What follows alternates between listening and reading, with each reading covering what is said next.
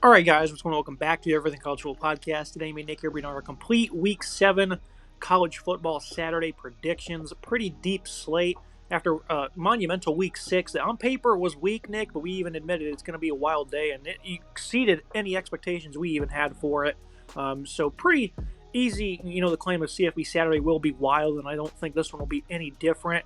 Kicking things off at noon. It's a little dry, not many games going on here, but a couple of interesting contests going down. Certainly, if you're, for betting purposes, looking to make some moves early on in the afternoon. And it starts with Alabama looking to rebound after an embarrassing loss to Vanderbilt against a good South Carolina defense.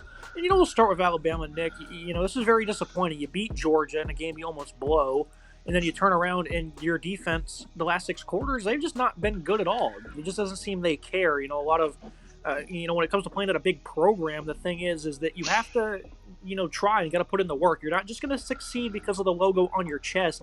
And right now, that's all I see from this Alabama defense is we're going to be good because we're Alabama, and they're no good. This defense is flat out awful right now, and they're capable of so much more. You've seen it in the first 3 weeks. I mean, they're loaded at all levels, even with a lot of young players in the secondary. Everyone needs to step up. They need to be better. This is a big moment for Kalen DeBoer, Nick, because this roster shouldn't have lost to Vanderbilt. And I know they certainly, all credit to the Doors. They're out here playing hard. They got some new guys that are certainly plugged in, and they're executing very well for them. But they were 23-point favorites or something like that, and they beat them outright. Bama never led in that game. Jalen Milroe, Ryan Williams, of course. These two guys are really carrying the offense. The run game didn't really seem to click all that well, only 84 yards. So for Alabama, there's a lot of things you're going to need to figure out because they're not playing up to their potential, not just on the defense, but the offensive line. Need some other guys to step up. But of course, you're going up against a South Carolina defense that is very good, led by an elite D-line. Dylan Stewart and Kyle Kennard off the edge are tremendous. Guys like Tonka Hemingway and TJ Sanders on the D-line.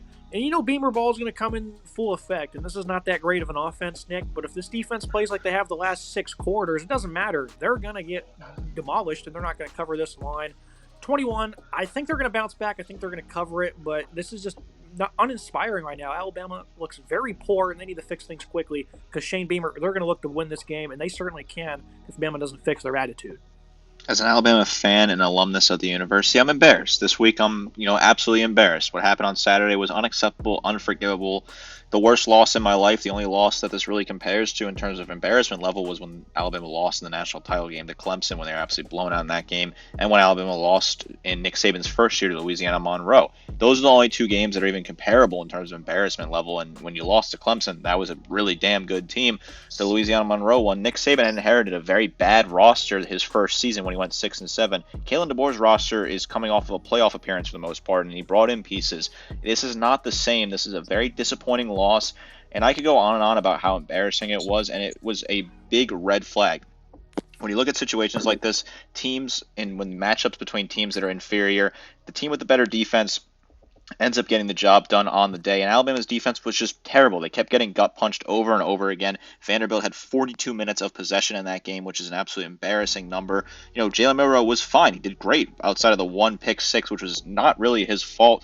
18 out of 24, 310 yards passing and a touchdown. So he had a good day. He just wasn't able to get on the field and do anything for Alabama as they fell behind, and Vanderbilt controlled the tempo, and players for Alabama kept missing tackles, or they'd wrap up and not fully wrap up, and a guy would get 3-4 more yards, move the chains, and great play calling for Vanderbilt. Hats off to Vanderbilt. And, as someone who supports Alabama, I say congratulations to Vanderbilt, right? That's the time of your lives. Party, have fun. I'm glad you guys got to experience a great opportunity, and it was a lot of fun for them. But now this is about Alabama bouncing back and really getting back on schedule. The playoffs are still very much an option for Alabama with the expanded playoff and with the schedule in front of them.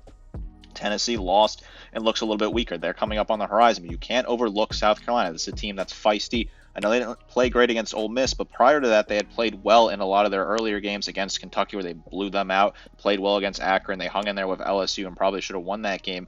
So this is a South Carolina team that's no joke. Sanders is a really good running back, 65 carries for 315 and 4 touchdowns.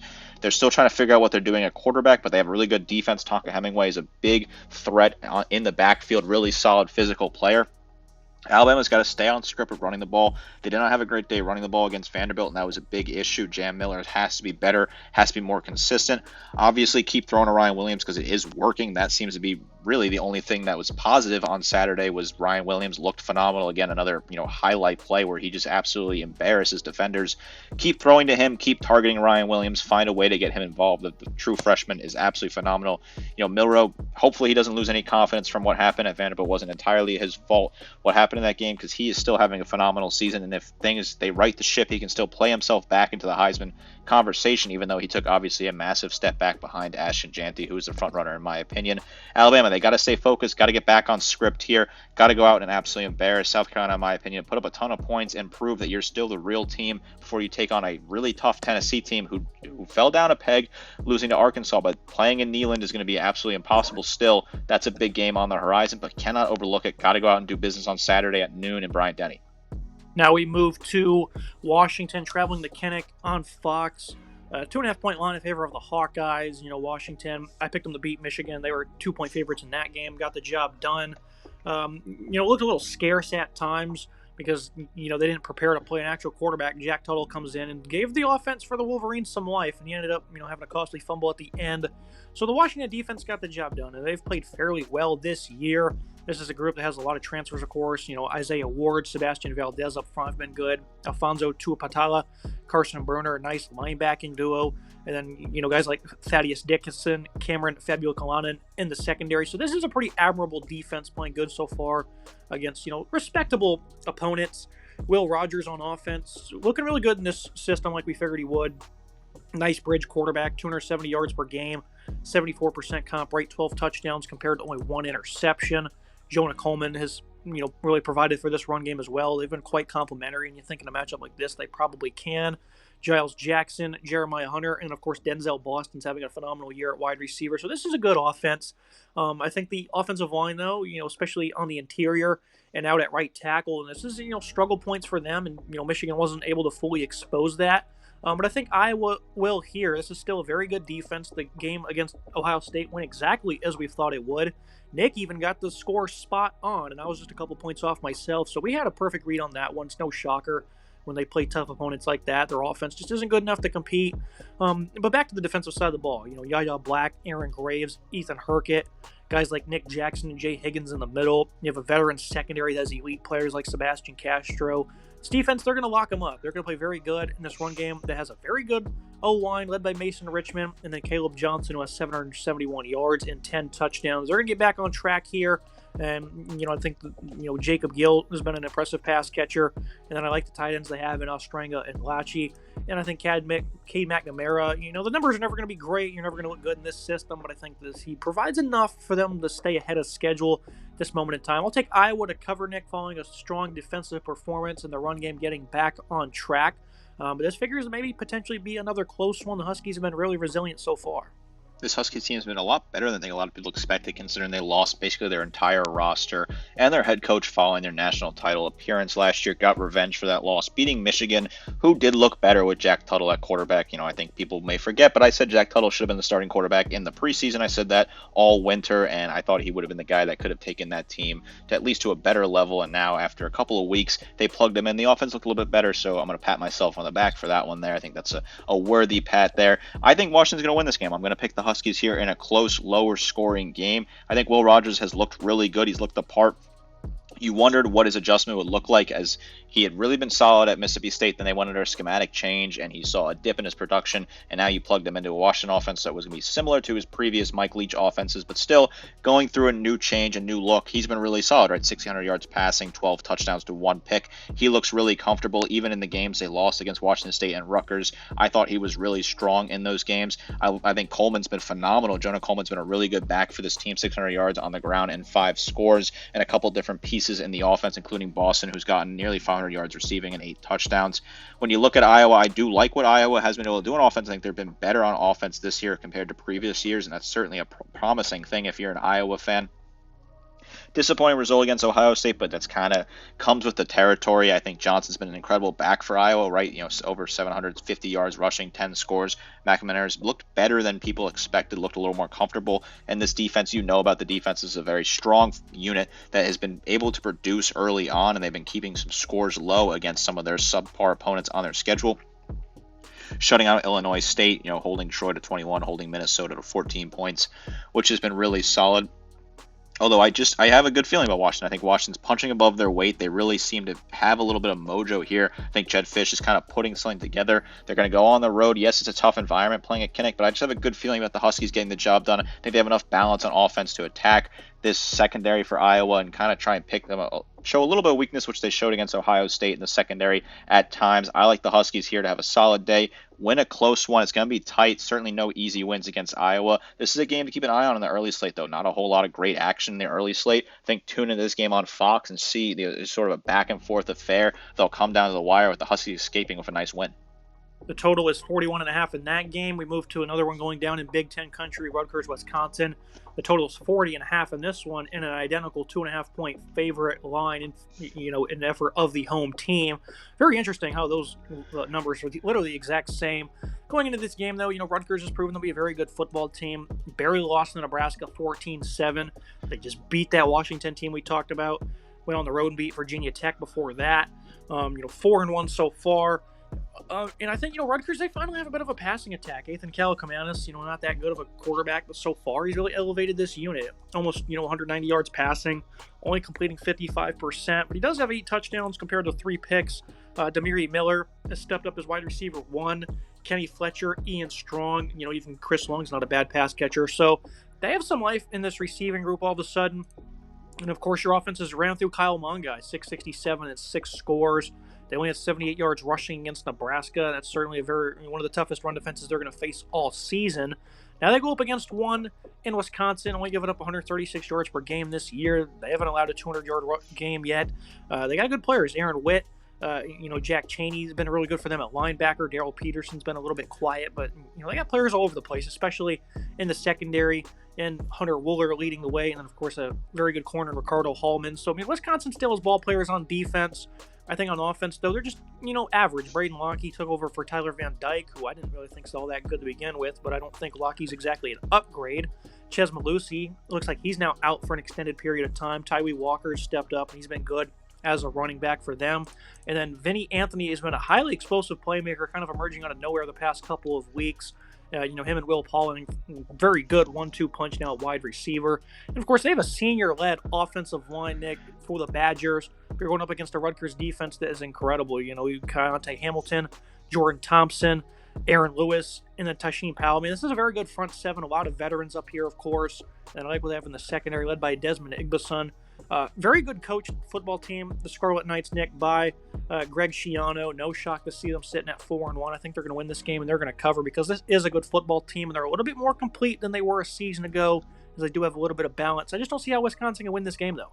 I think this is a matchup that Rutgers should win, but this is a game where they have had letdown in the past. They've had some letdown moments. Rutgers probably should have beat Nebraska. They let that game get away from them in a close matchup. Of course, tough to play on the road in Lincoln, so certainly no shame in losing that one at 4-1 in October. You got to be pretty happy with that if you're a Rutgers fan. I think Greg Schiano is building a new culture. When you look at Wisconsin, the flip side, got blown out by Alabama, was hanging around with USC, but ended up falling apart late in that one, letting the Trojans pull away. Bouncing back a little bit, beaten down bad on Purdue, really blowing out Purdue, and putting some more life in this offense with 52 points here. Not an easy trip to Piscataway. Certainly going to be a tough matchup.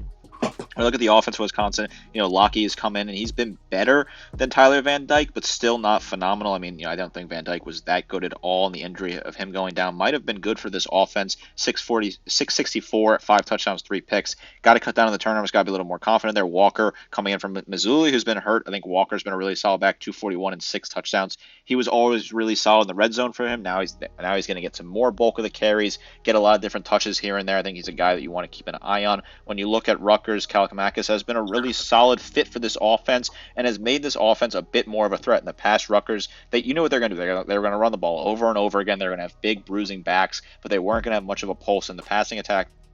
When they brought in Kaliakmanis from Minnesota, I didn't think that was going to make that much of a difference, but he's been, quietly impressive. 950 yards passing, 8 touchdowns, 3 picks. He looks comfortable in the pocket. He's hitting his reads. He has his favorite targets. I like what he's been able to do. And then Kyle Monaghan is an incredibly underrated back who's really talented for this team. 667 and 6 scores. He was really efficient against Washington. He was really efficient against Virginia Tech as well. He's a guy that churns out yards, a really high average, per carry. I like him to get a lot of touches in this game. I think, Rutgers is going to win this game. That defense will get the key stops it needs to get, like they did against Washington, like they did against Virginia Tech. This is a very physical defense led by its linebacking core that's full of hard-hitting, nice, talented players. I like Rutgers to cover the 2.5. I think they win by 8, 10 points, something like that, and move to 5-1 midway through October. A really solid start for Greg Schiano, as this team is really, they're no longer the punching bag of the Big Ten. This is a physical team that can compete in this conference. And before we start picking up steam on some of the more highly touted contests, I just want to get your final thoughts on this noon slate, Nick. Only 9 games. You also have, North Carolina hosting Georgia Tech. Might see a lot of points in that one. Army and West Point. That could be a fun little show to watch. Missouri, who looks awful, going on the road to Amherst. And then Clemson, who's won 15 in a row over Wake Forest, going on the road in Winston-Salem. There shouldn't be any shockers here, but it's possible we see some more action than we originally anticipate. I like to think Army's going to probably beat down on UAB, a pretty bad team. Trent Dilfer looks to be the wrong hire down there in Birmingham. That UAB team has no post, but 25.5 is a really interesting lay. Can Army score that many points against UAB? I think it's certainly possible. Really happy with what Army's been able to do this year. I think the Toledo-Buffalo game is interesting, right? Toledo, kind of putting themselves in the driver's seat in the MAC at 4-1. Buffalo also 3-2 in the MAC. They each have a conference win. That's a closer matchup. The line's at 9.5. Buffalo, they're a very gritty team. They could run the ball. They have a really solid edge rushing department, really good on the defensive line. That's a matchup you might want to keep an eye on. I think Toledo could run away in that one late, but that's certainly a game where Buffalo may hang around. Looking for Clemson to hang a lot on Wake Forest. I think Dabo's going to run up the score against Wake Forest, a team that's really never had success against Clemson under Dabo Swinney. And then when you look at Missouri and UMass, can UMass make it a little bit of a game early on? I think it's kind of a weird game that Missouri's traveling up to Amherst. Rare to see that. Certainly a game that's kind of a bit of an outlier, but maybe you tune in quickly. I think UMass can keep it a game potentially in the first quarter and maybe late into the first half. But I think Missouri will eventually pull away late in that one, try to get back on track after really what was an embarrassing beatdown down there in Aggieland last week. Yeah, UAB did allow 70-plus points to Tulane last week, and then Wake Forest, Clemson, the last 2 games have been decided by 6 and 5 points respectively, so maybe they're catching up a little bit, likely not that much. Moving to the mid-afternoon slate, starting with the Red River Showdown, Oklahoma and Texas. This is my favorite rivalry in college football. You read off the numbers yesterday, I'll let you do it in a second, of how many single-digit games there is over here in the Cotton Bowl, just because this game is always so good. 2 big-time rivals that, anybody can win. And Oklahoma's really had the number here on Texas as of late, 14-point underdogs. This is a team that seems like they're outmatched because the offensive line's quite poor. They're really banged up at wide receiver.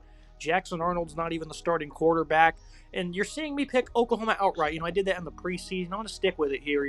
I think this is a 14-point line, which makes a whole lot of sense. But at the same time, Oklahoma, again, seems to have the number over the Longhorns, and I think there's certainly some matchups they can take advantage of. Texas has been great on defense so far, but they haven't played a good quarterback at all. And I'm not saying Michael Hawkins is that good of a quarterback, but, with Seth Luttrell, the coordinator, Texas potentially bringing some blitzes on third downs and whatnot, there's going to be opportunities for Hawkins to make plays with his explosive legs. Deion Burks should be healthy for this game. That's going to be a big opportunity for him. This is not that great of a secondary, I don't think, for Texas. The run game's been weak for Oklahoma, so it's going to be hard for them to manufacture offense. But I think this defense is going to be phenomenal. Guys like Ethan Downs, R. Mason Thomas, Danny Stutzman in the middle. You got guys like Robert Spears-Jennings in the secondary. Brett Venables has had almost 2 weeks to prepare. This is a really good defensive coordinator. They played with a lot of energy in last year's upset. We're going to end up winning on the last-second touchdown. I think this is, college football makes no sense, right? And I think Texas is the number 1 team in the country. They're very good, especially on offense. Quinn Ewers is back. They're very deep at wide receiver. Nation's best offensive line led by Kelvin Banks. Texas has everything going for them, Nick. But I certainly think this defense, they're big and nasty still in the trenches. I got Anthony Hill in the middle. But I don't think they're as sound as they were last year, and I don't think they're going to get exactly decimated in this one. I just think Oklahoma's going to play their best game of the year, especially on defense. Hawkins will make plays. I'm going to go with the upset as major underdogs, and again, it seems like they're significantly outmatched. I'm going to roll the dice, though, on better coaching from Venables outlasting Stark and his staff. When you look at this rivalry, this is an incredible rivalry. The last 10 games, 8 of them have been decided by 1 score. or less. Phenomenally close games, single-digit scores in 8 of the last 10. The only 2 games that were different was that outlier in 2022 where Oklahoma didn't have a quarterback and Texas beat them by 49, and then the Big 12 title game in 2018 where Oklahoma ended up winning by 12, pulling away late in that one, getting revenge for a close loss they had earlier in the season to Texas in October of 2018. This is a matchup that goes back and forth. These two teams hate each other, and I'm very excited for this one. I don't think 14 points is a respectable line to Oklahoma. I think they're really not getting enough love with that from the bookies. I think they're a lot better team than being two-score underdogs in a neutral site rivalry game. The stadium's split in half. It's going to be loud from both ends. Those fans show up. They have a lot of pride in this matchup. You're going to plug back in Quinn Ewers. Is he going to be comfortable? Is there going to be some rust there? I think that's certainly something you want to keep an eye on in this matchup. I think this defense, Calvin Banks, his name is flying up draft boards. Some people think he could be the number 1 overall pick with the fact that maybe a non-quarterback needy NFL team is going to be picking first overall this year with the way things have shaked out. Banks, I could certainly see that. He's a very strong physical piece, really good at getting in the backfield. I like what he's been able to do. Overall, when you look at the rest of this matchup, I think there's a lot of talented players on the defense for Oklahoma, coached really well by a former great defensive coordinator who's now at the head coach with Brett Venables. I like what they have in Robert Spears-Jennings, Danny Stutzman, a stat sheet stuffer who I'm a big fan of. I think he'll have a solid day. This is going to be a really interesting matchup. I think Texas wins it by 1 score. I think it's going to be close. I'm thinking 35-28. Going to come down to the wire here. I think Texas is still the best team in the country right now, based off the way things have shaken out with Alabama losing this past week. I think Texas is far and away the number 1 team in the country. I still thought Texas was the number 1 team in the country before Alabama had lost. I thought they were just slightly better with the way that they were able to interchange quarterbacks and still be balanced. I like the wide receiver room. Isaiah Bond has been really solid after he transferred over from the aforementioned Alabama, while Jaden Blue has been a really solid back. I like the Horns to get the job done, but this season has proven that anything can happen on any given Saturday. It's been absolutely wild, and we've seen Texas let down in big moments like this, so I wouldn't be shocked if Oklahoma run away winners in this one. Certainly a game to keep an eye on. A lot can happen here. A very fiery, explosive rivalry that I'm sure will offer some more fireworks on Saturday. Also going down at the same time on CBS, Penn State traveling out to L.A. And no, it's not for the Rose Bowl, because that's the only time they ever seem to come out to Los Angeles, because, obviously the new look Big Ten makes things a little odd for some of these programs. You've seen that with USC losing 2 close games in Big Ten territory on 4th and goal, final play of the game, Nick. And I understand as an SC fan the frustration, right? But I would say I'm pretty proud of this football team, what they've been able to accomplish considering how last year went. This run defense, it's not perfect. They're better, though. Against Minnesota, they gave up a couple of big runs. Michigan as well. Big chunk of the nearly 300 yards they allowed was to big plays only. And Penn State's going to look to run the ball, but they've just been, really lackluster on offense. They have had balance, though, for the most part. But as of late, it seems like they're kind of stuck in the mud, and they're not really progressing like you figure they would, especially against UCLA, who they should have beat by a wider margin. Nicholas Singleton, their lead back, will return for this game. Katron Allen, phenomenal 1-2 punch here. Much better on the interior offensive line than originally anticipated, but the tackles have been kind of weak, and USC doesn't exactly possess a major pass rush by any means. But they got guys like Braylon Shelby and Jamil Muhammad, who I think can step up and make some plays at times. Biggest thing, though, for Penn State is their elite defensive line, led by guys like Dennis Sutton and Abdul Carter off the edge, against a terrible O-line for USC. And we broke this game down in full yesterday, Nick, so we'll kind of, save you from the minor details. Long story short, I think, Lincoln Riley's going to have a game plan in store where we can, get these athletes in space. Zachariah Branch, Woody Marks, Miller Moss is very capable of getting the ball out very quickly to a phenomenal group of young pass catchers against a secondary that I don't think's all that good, at least at cornerback. I think at safety, they're pretty polished, but Kevin Winston is still out, and they're certainly well prepared to continue to enter battle without him. But in games like this, maybe the effects of that can maybe be felt a little bit more. As an SC fan, no prediction for me, but I'm pretty confident in this group's ability, Nick, because I think that they will be getting that ball out fast, and this passing attack will be able to make some waves, while the Penn State O seems to be struggling a good bit. I mean, they didn't wake up for UCLA last week, so what makes you think they're going to go on the road all the way in Los Angeles, where James Franklin, I seen earlier today, was complaining about some of the travel issues they had to go through just to get out here. So I think USC has a pretty good shot, and you're going with them outright. Yeah, I'm going to pick USC outright. I'm thinking like a 24-21 score. I think it'll be a lower scoring game here with USC getting the job done in the end. I think both teams are really solid. but both teams have weaknesses. I am concerned about the Penn State secondary. I think they're a bit of a shaky unit. I haven't seen enough out of them to fully convince me. I think the defensive line and linebacking core is really solid, but I think USC has a really good linebacking core as well. Eric Gentry's been really solid for this team. I like what they have in the middle of the field there. When you look at the offenses, right, Drew Allure hasn't really blown me away yet. He's been good, right, 1,100 yards passing, 9 touchdowns, 1 interception, but he hasn't really elevated the team like you would hope he would. When you look at Miller Moss, sure, the stats are somewhat similar with 1,400 yards passing, 9 touchdowns, and the 4 picks, so certainly has those 3 more turnovers. But Miller Moss is attempting a lot more passes, 200 passes attempted this season. He looks really confident in that role. They're throwing the ball out. They're spreading it to their various wide receivers. Zachariah Branch has been really solid for this team. Lane has been really good as well, 234 and 4 touchdowns for him.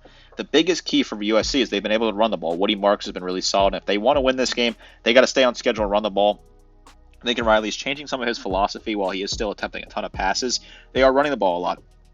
81 carries for Woody Marks is a solid number so far this season. 468 yards rushing and 4 scores for him as he's been this lead back. When you look at Penn State, they split it between Singleton and Allen, who have both been really good. But Allure, his wide receiver room has not been good for him. He's been targeting his tight end Warren a lot. Warren's been his top receiver with 23 receptions and 289 yards receiving and 3 scores. If you can isolate that, cover the tight end, put some more pressure on those young wide receivers who have not been making great plays, have a few drops here and there, I think the USC will get away and win this game. I like the Trojans to bounce back. They still have a pathway to the playoff as well with the way things are shaking out, even with 2 losses in this situation. I think Penn State's going to be in for a tough matchup again in a season where a lot of big teams have already lost. I think Penn State's just one of those teams that's going to fall sooner rather than later, given their history of losing big games in the past. I like USC to pick up a huge upset and get Lincoln Riley some swagger and mojo back out there in LA.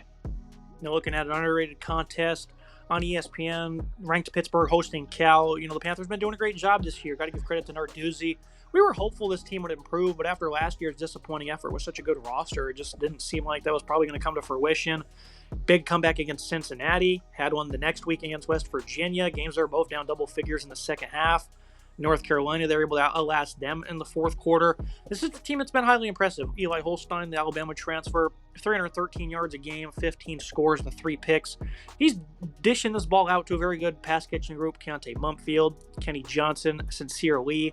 The Western Carolina transfer, Desmond Reed, has been elite. Leads the team with 24 receptions, 300-plus yards, 4 scores. He's also rushing for almost 100 a game. So, this is a complete offense, it seems, at this moment in time. Going up against a revamped Cal defense that certainly is playing better compared to how they have the last few seasons under Justin Wilcox. What a whirlwind for them, though, entering conference play. At Florida State, lost by 5 points where they had like 400-plus yards. Blew a 25-point lead late night, Nick, against Miami in a game they should have won.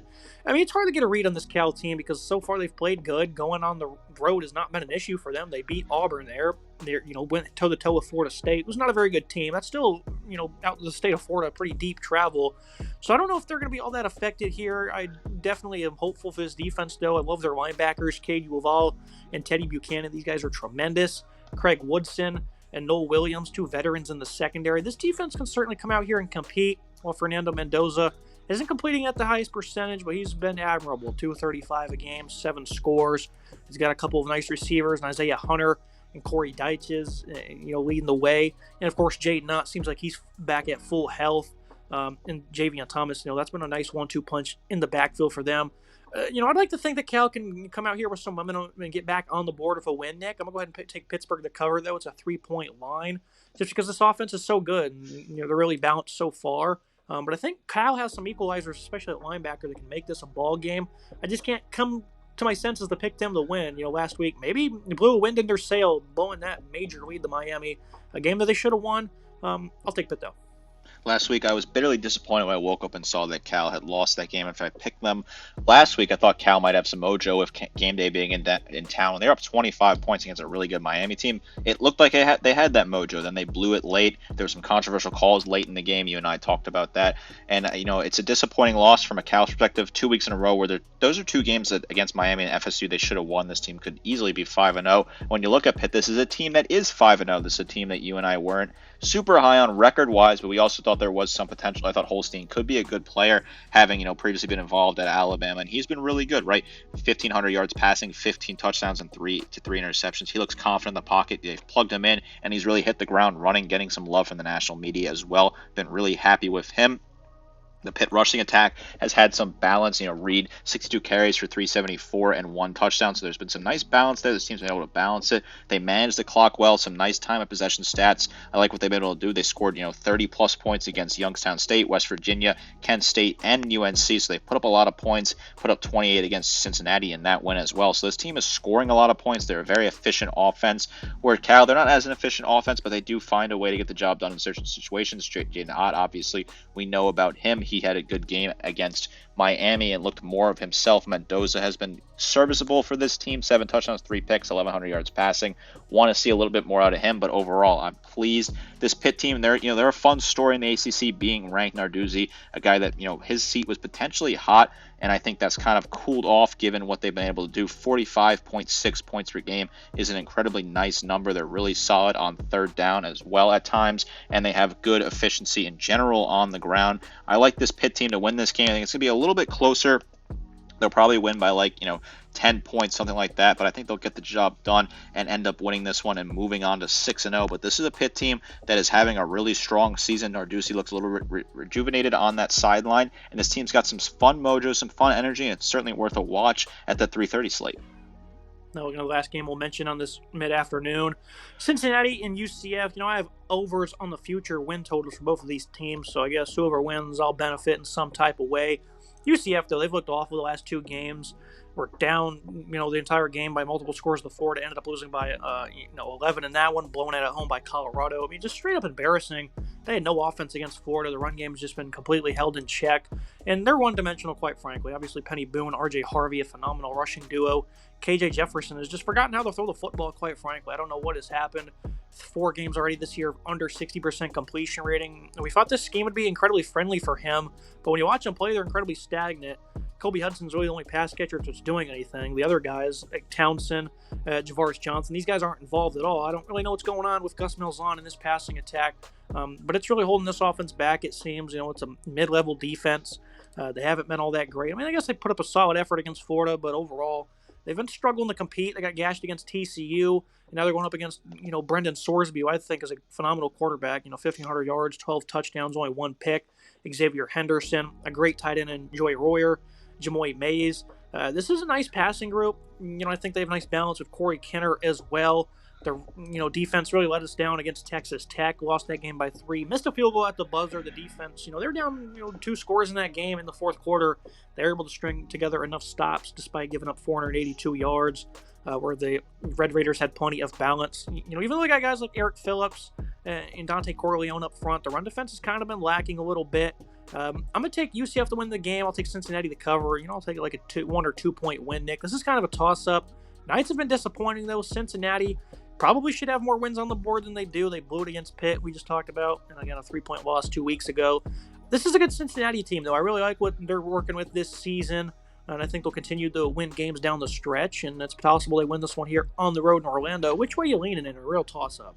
I'm leaning Cincinnati here. I'm going to go. I'll take the Bearcats. I think they just have that little bit more of a punch on offense, look a little more polished this year. I think this will be a higher scoring game. I think when you have Sorsby under center, who's been a really good leader, nearly 1,500 yards passing, the 12 touchdowns to 1 pick, he's looked really confident. Now UCF, obviously, they're incredibly talented offense running the ball, which certainly favors in their position here. But I like Cincinnati. I think Henderson's been really good with the 4 receiving touchdowns, 435. Kenner at running back has been good, 413 rushing yards and 2 scores for him.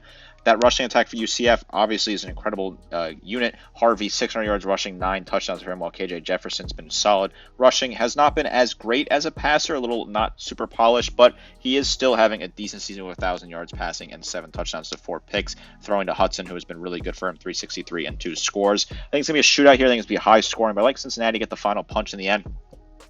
UCF, a little disappointed after starting off 3-0, losing to Colorado in a game that a lot of people thought they were going to win. They did not look great in that game, and then losing, on the road in the swamp is, it's definitely admirable to lose to a SEC team on the road, but you thought they might have shown a little bit more of a punch in that game, in my opinion.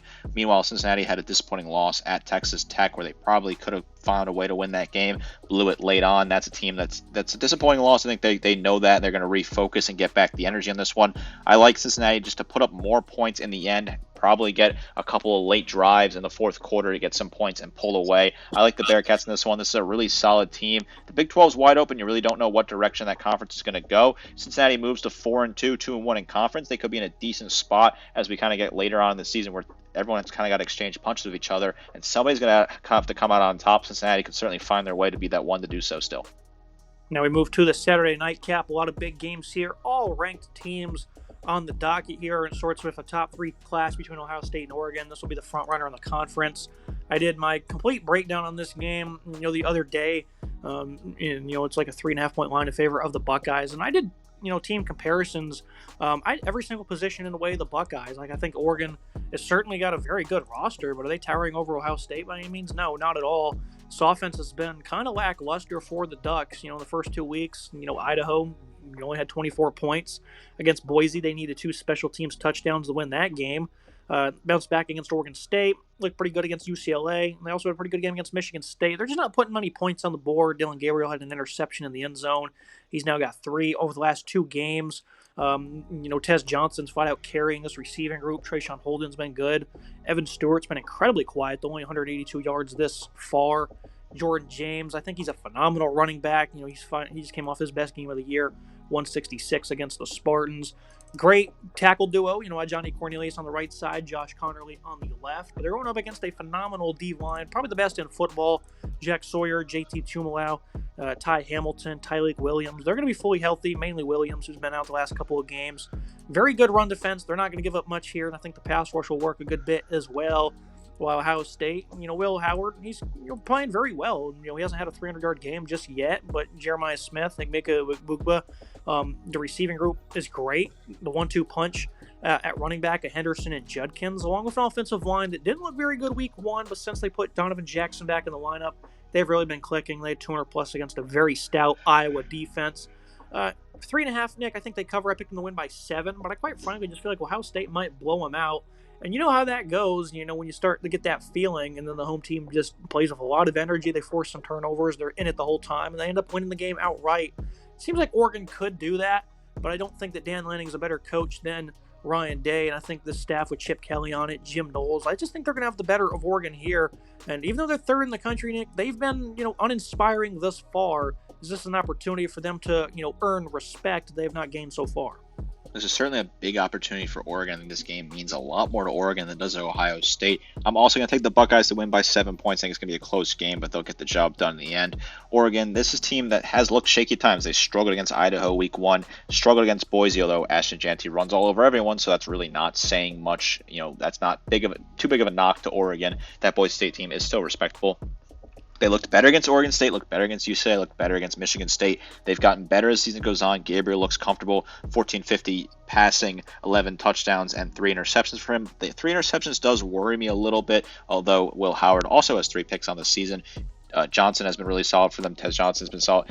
He's been really good so far this season, 395 yards receiving, 5 touchdowns, while James has been good on the ground, 552 and 5 scores. They have good balance. They're able to control the clock. Dan Lanning is coaching his unit as he normally does. This team is a solid team. But Ohio State, they haven't really hit that gear that we were hoping to see out of them. I know they've been winning their games by a lot, and it's kind of hard to say, they haven't hit that top gear when they've scored 50-plus in 2 games and 35-plus in the rest of their games. They beat Iowa handily. They beat Michigan State handily, but you're still waiting for them to hit that next level, I think. And this is a big opportunity to do that on the road and prove that you're the number 1 team in the country by smashing Oregon. I think they could potentially run away with this one, although I'm going to keep it a little bit close. Will Howard hasn't hit that level that we hoped from him yet.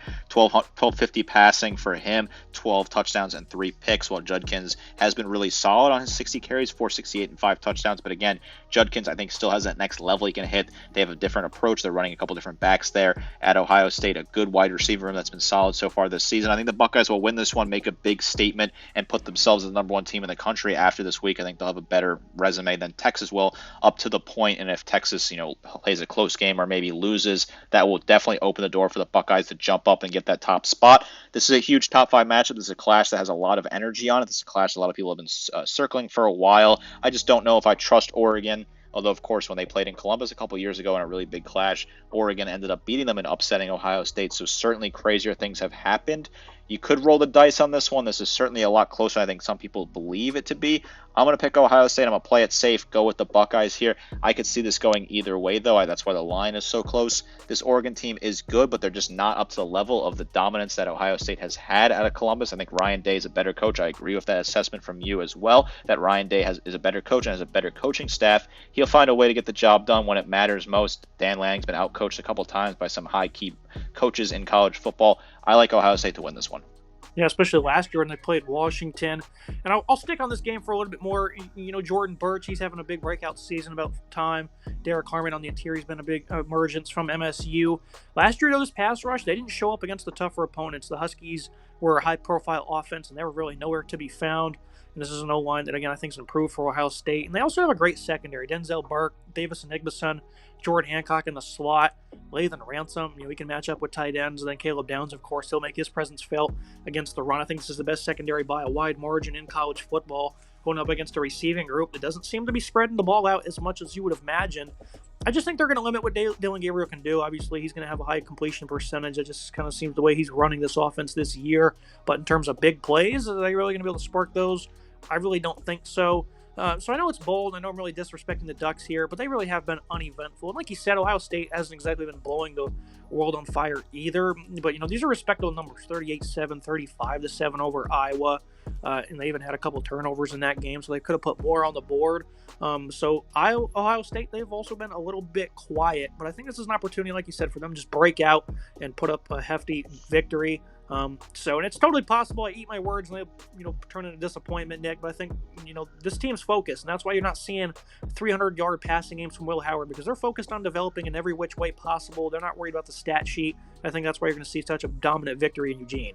I think it's a fair assessment, right? This is a team that still is figuring out how they want to run this offense under Chip Kelly. They haven't really had to go to the air too much. They've been able to balance it. They haven't played any super tough teams yet. They haven't, like the list of teams, Iowa, Michigan State, Marshall, Western Michigan, Akron. They're not incredible teams here. You haven't seen them hit that level. I think this is an opportunity for them to do so. I think Ohio State, as I just said earlier, I think they're the best team in the country potentially after this week. I think, right now it's 1 Texas, 1A Ohio State for me. Ohio State, a big win here, will certainly cement them as the undisputed number 1 team in the country.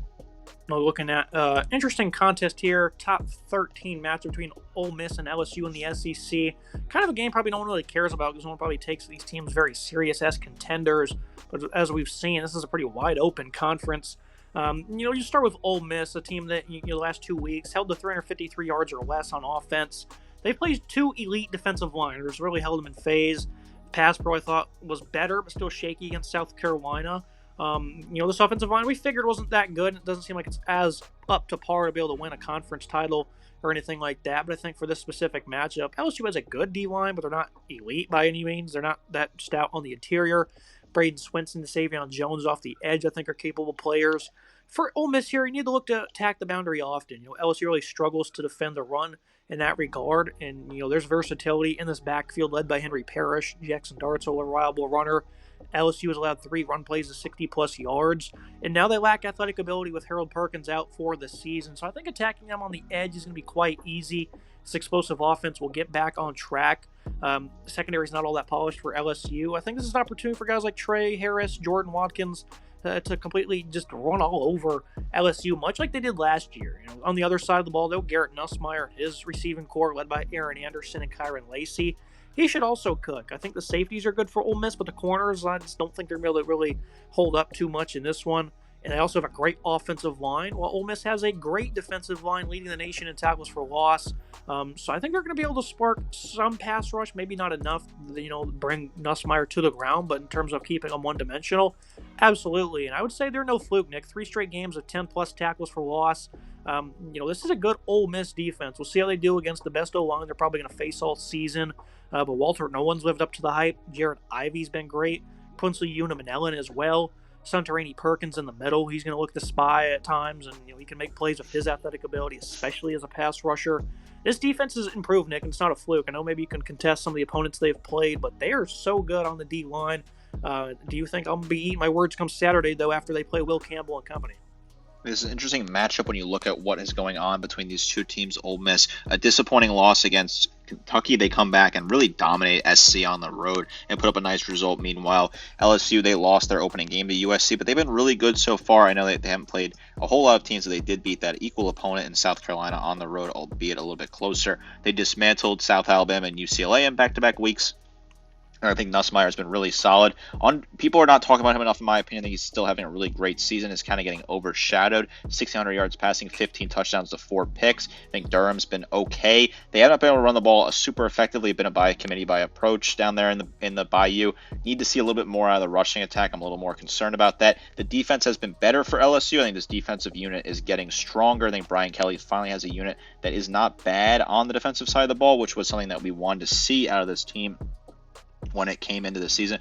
Whit Weeks, Greg Penn, Major Burns have all got better. Savion Jones looks good. Harold Perkins still hasn't quite hit the level that you were hoping from him with his 16 tackles, but he's a guy that's still really solid. I think the team as a total is getting better on defense, which I think is certainly a key. The offense is, 35 points per game is a solid number. They've been good passing the ball. They've been able to throw the ball and find completions. Meanwhile, Ole Miss, Jackson Dart has looked as advertised. 2,100 yards passing, 13 touchdowns to 2 picks. Henry Parrish Jr., he's been really solid. Trey Harris been really solid. But you saw it against Kentucky. When this team gets behind and they aren't able to run the kind of tempo they want, they aren't able to run the sort of offense they want, they just look flat and get confused, and they end up just falling apart and then losing to a team in Kentucky. That could certainly happen here against LSU. If LSU has a good day defensively, I think Ole Miss can lose, but I think this game will be similar to the one we saw last year, where it was a complete shootout in Oxford, back and forth affair.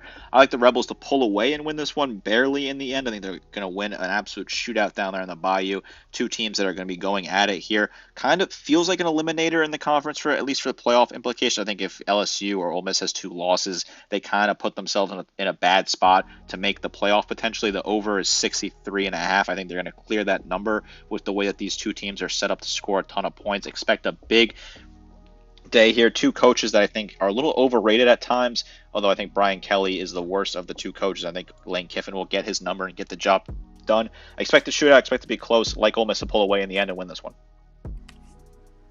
Moving to another game that a lot of people might think has upset written all over it. Number 11 Iowa State going up against West Virginia. This is a team I also bet on to hit their over and win total of 7.5. I thought they're the biggest sleeper in the conference, and we talked about how much depth they have returning. In terms of leadership, experience on both sides of the ball. Then you start with the ISU offense. Rocco Beck, he's leading the charge with a nice group of weapons. Jaden Higgins, Jalen Knoll are some good weapons or pass catchers for them. Jalen Jackson emerged against Baylor alongside Abu Sama. So all of a sudden they have a nice 1-2 punch. They have a veteran offensive line as well. And West Virginia, as of late, they've been picking up some steam. Garrett Green at quarterback. Jaheim White is a nice runner. C.J. Donaldson as well. They're coming off a big victory on the road against Oklahoma State, who just doesn't seem to have any understanding of how to play football anymore. This offense has a lot of explosion, though. 389 yards, though, against the Pokes rushing. 558 total. It's the highest mark they put up all year. And they got guys who can make plays downfield. Traylon Ray, Hudson Clement, for example. They're going up against a very well-coached secondary of Iowa State. They did give up 258 against Baylor, but that was also on 44 passing attempts, held them to less than 6 yards per attempt. They have 4 touchdowns allowed compared to 8 interceptions. They've played some pretty woeful offenses, but there's ball hawks in this secondary nonetheless. Guys like Darian Porter, Jeremiah Cooper, Malik Vernon, and Bayou Freiler. I love this defense top to bottom, Nick. I think they have some very good players. I know they're a little banged up at linebacker, but right now that's not something that's been affecting them. Going on the road to Morgantown against this rushing attack, though, might be something that can, unstartle them a little bit.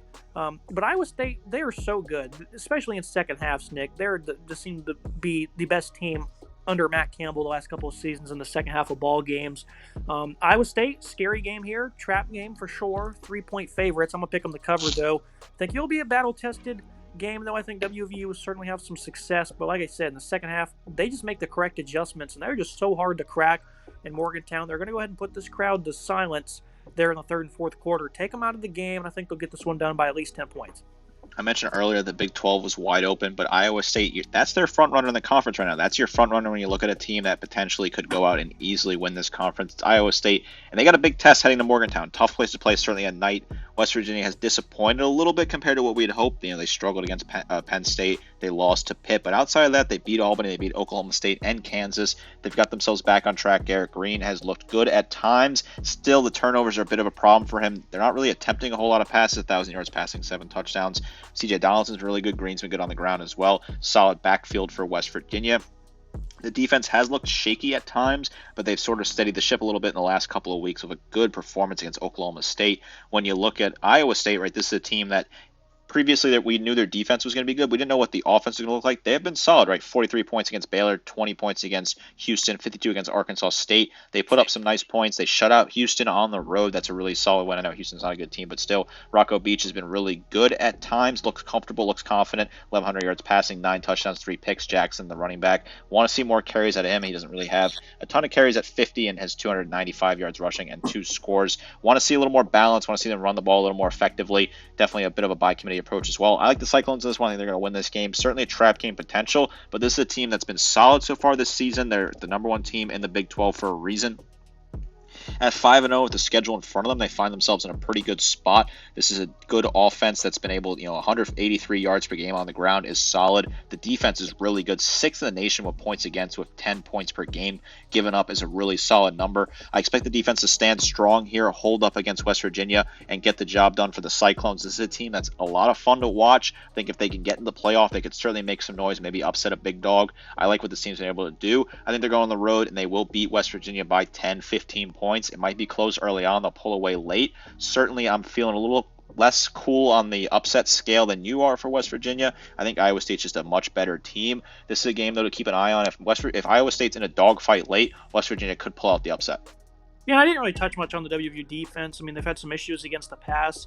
They've had some bad games against the run as well. I know they had a dominant performance against Oklahoma State, but Gundy clearly doesn't give a damn about playing football anymore, so that really doesn't even count. But TJ Jackson is having a great year off the D-line for them. Trey Litham's doing a pretty good job at linebacker, and of course, Aubrey Burks in the secondary is a tremendous player. So like you said, this is a tough environment. They're going to keep this game close for a little bit. They'll pull away, though, kind of like they did last week at home against Baylor. And then to cap things off, Kansas State and Colorado. Major game for the Buffaloes, especially in the Big 12 itself. Kansas State looking for redemption. They set themselves back after they gifted BYU a victory where the defense played a great game. This is still a phenomenal unit in the offense. Avery Johnson looks like he's regaining that confidence that he lost against BYU. They had a nice game against Oklahoma State themselves last time out. He had a season-high 259 and 3 scores. This rushing attack is great. DJ Giddens is a bell cow. Avery with his legs, he's very fast. They both have 7 1/3 yards per carry. And then Dylan Edwards right behind him. He hasn't had as much usage as I would imagine. But I think here, going up against his old team in Boulder, where you already know there's going to be, some clashing of heads, because this is a very arrogant Colorado team, of course, and they're certainly going to let their old team hear it. I think he's going to look to have a massive performance here. But this is a Colorado run defense that has improved tremendously. It's no joke. They're not perfect by any means. They've given up 100+ in every game this year. But they're not getting ran all over at all. The linebackers, Nakia Hill-Green, Levante Bentley have stepped up immensely. BJ Green is phenomenal off the edge. Deion Hayes, Samuel Okunlola. All of these transfers are starting to come full circle for Colorado, and they're playing improved ball. And, of course, you have Travis Hunter, the Heisman favorite right now. He's starting to make some big plays on defense. While on the other side, the run game, they looked better against UCF. The offensive line is still a major problem, especially in pass protection. Shedeur Sanders and these receivers going up against a secondary that I'm a fan of. Keenan Garber and Jacob Parrish, at corner. A very nice duo there. VJ Payne at safety. This isn't a team that's exactly going to fire up a whole lot of pass rush, but Brandon Mott off the edge is very sound. And they have phenomenal linebackers. Austin Romaine, Austin Moore, and Desmond Purnell. This is a Kansas State defense, again, Nick. They're very good. This is the toughest offense they'll have faced all year, and I certainly wonder how they will do. A couple weeks ago against Tulane, back in week 2, they weren't great. Oklahoma State playing catch-up was able to put up some numbers, but overall, I think this is going to be a great game. Down to 3.5 in favor of KSU. I think they'll cover that because I just think they're a better football team top to bottom. A lot of transfers for Colorado. Everyone here for KSU pretty much is homegrown. I think they'll be the more disciplined team on both sides. I think they'll be the more physical team as well. But when you have a passing attack like the one the Buffs have, Nick, and all those receivers, it's hard to just imagine going out there and blowing them out. So this will be a close game. This is certainly a matchup that is going to be exciting. One I think can be a close game. Two 4-1 teams with different stories so far this season.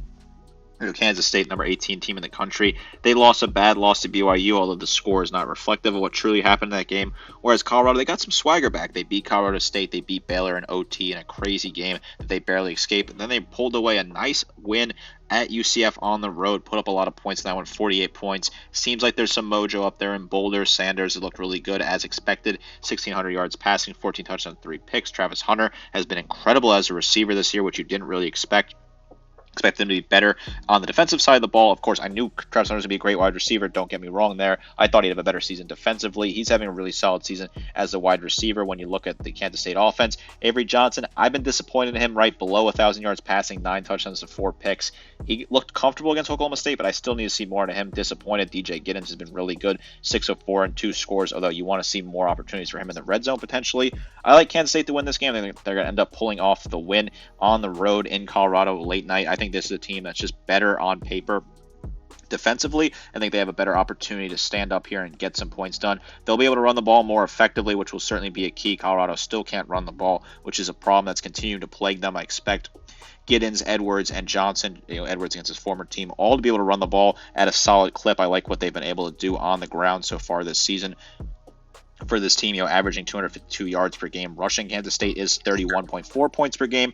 Really solid numbers. I think the defense has been good enough as well to stand up, whereas Colorado, they cannot run the ball still, which is going to continue to be a problem to plague them, in my opinion. In a matchup where you're playing against a team that can run the ball very effectively, I think it will be an issue for Colorado. They're averaging 80 yards per game. Below 100 rushing yards per game is still just a bad number for Colorado. Yes, they got some swagger. Yes, they got some mojo, but I don't trust them. I think that it's a bit of a fluky run there, and I think Kansas State will settle the ship themselves, get the job done, move to 5-1, and still be in contention in that Big 12 that is completely wide open and full of a lot of teams that could go out and win the conference. I like Kansas State to get the job done, pull off the win in Boulder, cover the spread as well. I like what this Kansas State team has. I think they're rounding into form, and they'll be able to get the job done on Saturday night. And now they've certainly struggled on the road. The Tulane game they should have lost. BYU, they ended up getting blown out in that game, despite the Cougars only having one scoring drive of 40-plus points, or 40-plus yards, that is, and that was a field goal in the second quarter, Nick. So, that really shows you how many times they shot themselves in the foot. Went forward on fourth down a lot, gave up a big punt return, had turnovers. And I think they've certainly gotten out of their way. I know it's been a couple of weeks since that game happened. The sting has come off. Chris Kleiman's a very good coach. They're going to make sure these guys are disciplined, ready to go. And I think they should put in their best road performance of the year. Final thoughts on that? I think it's certainly an opportunity for this team to prove that they can get a win on the road. They looked disappointing against Tulane. They looked disappointing against BYU. I agree with that sentiment, but I think the BYU game, the score was not exactly representative of what happened. This is a big opportunity to get a nice road win. It will be a tough environment, right? Credit to Colorado fans. They show up now, and that is a tough environment to play. I think Chris Kleiman's team knows they have to win games on the road if they want to make the playoff, and this is their first test since they lost to BYU. They're going to be motivated and fired up for this one, I think. That's for today's episode. Wild Week 7 on deck. As always, Dick, appreciate you joining me. Probably won't top what we saw last weekend, but you never know with CFB. A lot of great games this week that we didn't even highlight. Boise State traveling to Hawaii in the late night slate, and Ashton Janty. If you haven't watched him yet, certainly tune in. He's an incredible, talented running back, potentially your Heisman winner. Syracuse, NC State at 8 o'clock is an interesting game as well, with Syracuse being slight favorites on the road. Some other big games across the board that we talked about. A lot of different games going on this week. This is a solid slate. Will it top last week? Might be tough to do that considering the number one team in the country lost, but a lot going down here. The number one team in the country could potentially lose this week as well, and a top 5 matchup to cap off the night is always intriguing. Excited for this week college football. Make sure you like, comment, subscribe. See you next time.